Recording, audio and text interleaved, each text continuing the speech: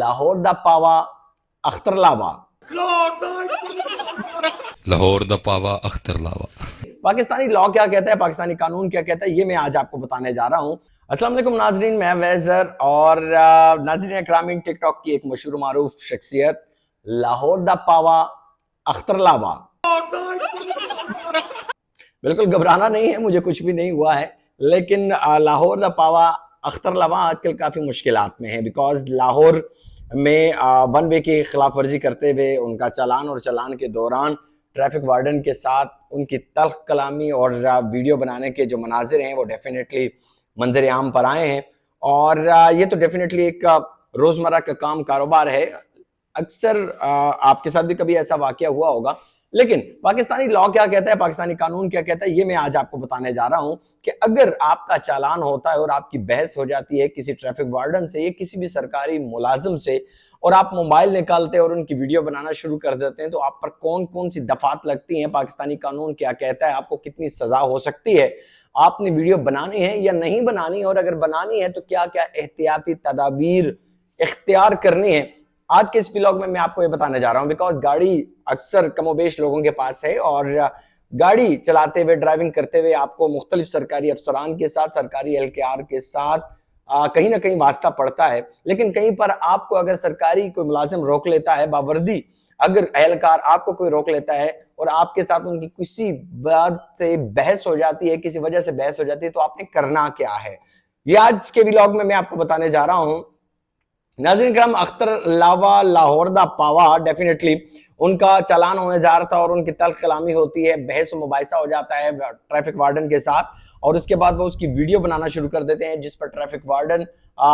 Police کے ساتھ رابطہ کرتا ہے، اور پولیس آنے سے پہلے اختر لاوا اس جگہ سے فرار ہو جاتے ہیں، لیکن ان کا موبائل ٹریفک اہلکار کے ہاتھ میں رہ جاتا ہے، اور اس کے بعد ان کے اوپر قانونی کارروائی کی جاتی ہے، ایف آئی آر کی جاتی ہے۔ اب کن صورتحال میں آپ پر ایف آئی آر ہوتی ہے، ذرا غور سے سنیے گا۔ ناظرین کرام، پاکستانی قانون یہ کہتا ہے کہ اگر آپ کسی سرکاری اہلکار کو سرکاری کام کرتے ہوئے، اپنی ڈیوٹی فرائض سر انجام دیتے ہوئے روکتے ہیں، اس میں رکاوٹ بنتے ہیں، تو آپ کے اوپر دفعہ 353 اور دفعہ 506 لگ سکتی ہے۔ یہ ڈیپینڈ کرتا ہے کہ آپ کو ویڈیو بنانے کا مقصد کیا ہے، گالم گلوچ کی ہے، یا آپ نے بحث کی ہے، یا پھر آپ نے دھمکیاں دی ہیں سرکاری ملازم کو، یا آپ نے اس کو اپنی ڈیوٹی کرتے ہوئے روکا ہے، رکاوٹ بنے ہیں، تو پھر آپ پر دفعہ 353 یا دفعہ 506 لگ سکتی ہے۔ اگر آپ کی ہاتھا پائی ہو گئی ہے، اس صورت میں بھی اگر آپ نے حملہ کیا ہے، اس صورت میں بھی آپ دفعہ 353 اور دفعہ 506 کے مرتکب ٹھہرے ہیں۔ اس صورتحال میں اگر جرم ثابت ہو جاتا ہے تو آپ کو 2 سال قید اور جرمانہ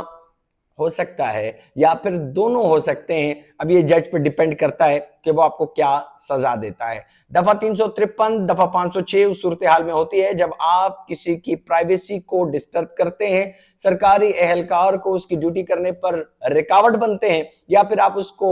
دھمکیاں دیتے ہیں، یا پھر آپ اس پر حملہ آور ہوتے ہیں، تو دفعہ 353 اور دفعہ 506 لگتی ہے، جس میں 2 سال قید اور جرمانہ ہے، یا دونوں ہو سکتے ہیں۔ یہ بات آپ تک پہنچانا ضروری ہے، کیونکہ گاڑیاں سب کے پاس ہیں، آپ ضرور ویڈیو بنائیں، اس میں کوئی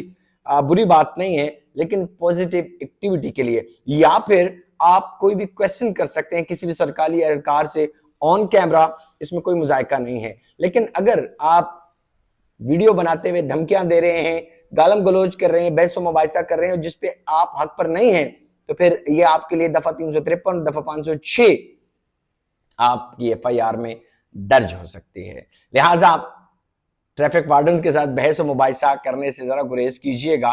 کہیں پر کام بنتا ہے منت ترلے سے، ریکویسٹ سے، تو کام چلائیں، ورنہ لاہور دا پاوا